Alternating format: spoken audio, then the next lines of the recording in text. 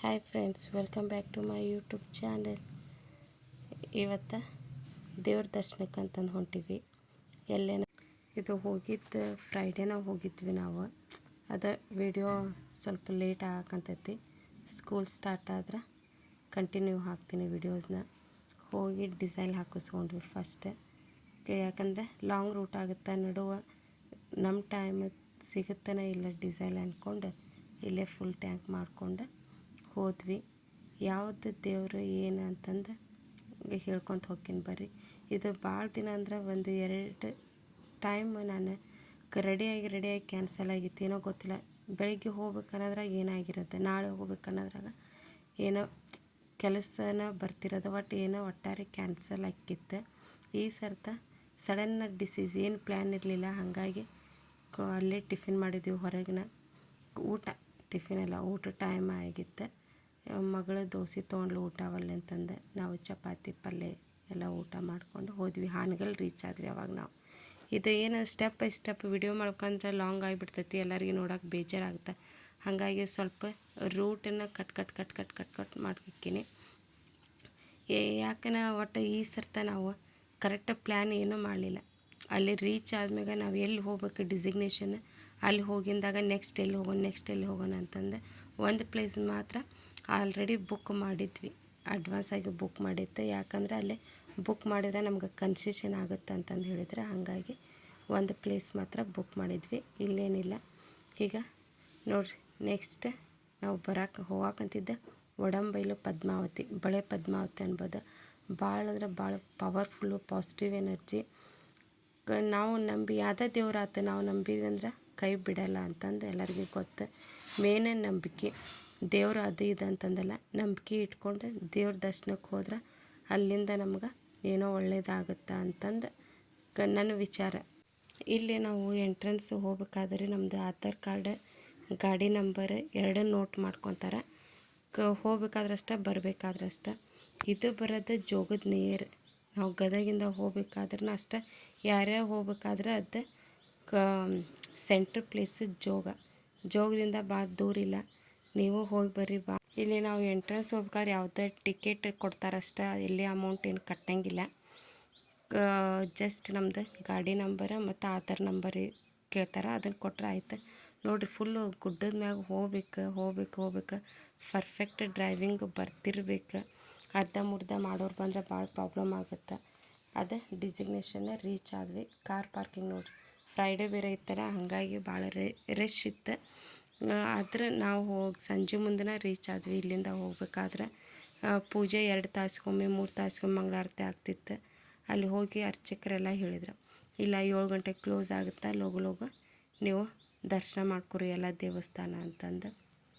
ಹೋಗಿ ಗಾಡಿ ಪಾರ್ಕ್ ಮಾಡಿ ನೋಡಿರಿ, ನಾವು ಹೋದ ತಕ್ಷಣ ಅಲ್ಲೇ ಪೂಜೆ ಸ್ಟಾರ್ಟ್ ಆಗಿತ್ತು.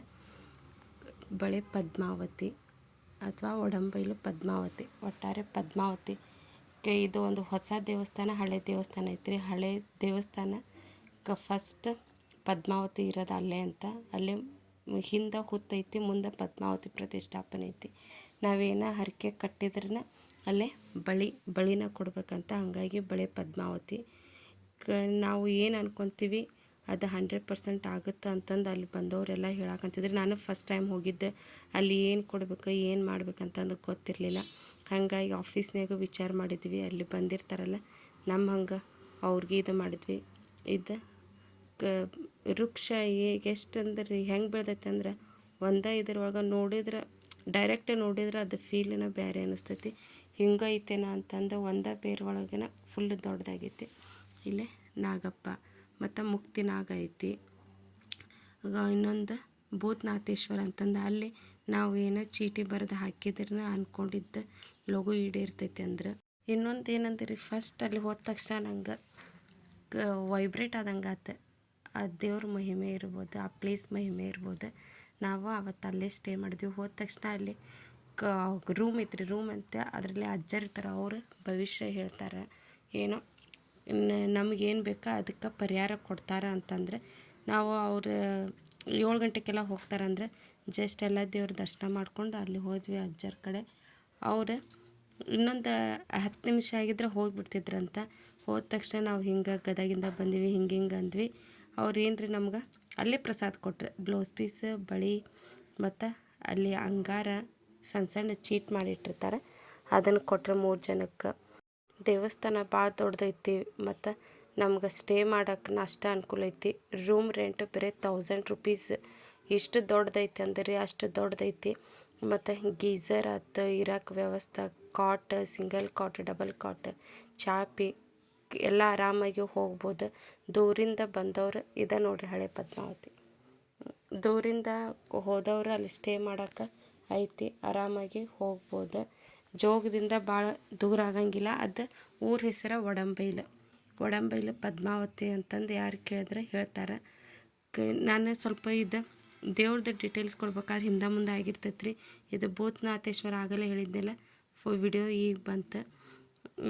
ಒಟ್ಟಾರೆ ನಾನು ಏನು ಹೇಳಿರ್ತೀನಿ ಅದೆಲ್ಲ ಹೇಳೋದು.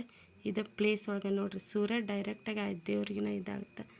7 ಗಂಟೆಗೆ ಮತ್ತು ಮಂಗಳಾರತಿ ಆಗುತ್ತಂದ್ರೆ ನಾವು 7 ಗಂಟೆಗೆ ಮಂಗಳಾರತಿ ಮುಗಿಸ್ಕೊಂಡು ಊಟದ ನಾಷ್ಟ, ಬೆಳಿಗ್ಗೆ ನಾಷ್ಟ ಇರ್ತೈತೆ ಅಂತ್ರಿ, ಟೀ ಕಾಫಿ, ಮಧ್ಯಾಹ್ನ ಊಟ, ರಾತ್ರಿ ಊಟ, ಅವಕ್ಕೆಲ್ಲವಕ್ಕೂ ಏನು ಟೈಮ್ ಐತಿ. ಆ ಟೈಮ್ ಒಳಗೆ ನಾವು ಅಲ್ಲಿ ಇದ್ವಿ ಅಂದ್ರೆ ಎಲ್ಲ ದೇವಸ್ಥಾನದ ವ್ಯವಸ್ಥೆ ಇರ್ತೈತಿ. ಆ ಟೈಮ್ ಮಿಕ್ಕಿ ಹೋತಂದ್ರೆ ನಾವು ಸಪ್ರೇಟಾಗಿ ಏನಾದರೂ ತೊಗೋಬೋದು ಅಲ್ಲಿ. ನಾವು 7 ಗಂಟೆಗೆ ಹೋಗಿದ್ವಿ, ನೈಟ್ 7 ಗಂಟೆ ಒಳಗೆ ಅಲ್ಲಿದ್ವಿ. ನಾವು 5:30 5 ಗಂಟೆ ಇದ್ವಿ. ಹಾಗಾಗಿ ನಾವು ಯಾವುದು ಇದಾಗಲಿಲ್ಲ, ಎಲ್ಲ ಮುಗಿಸ್ಕೊಂಡು ಅಲ್ಲೇ ಸ್ಟೇ ಮಾಡಿ ಮಾರ್ನಿಂಗ್ ಅಲ್ಲಿಂದ ಬಿಟ್ವಿ.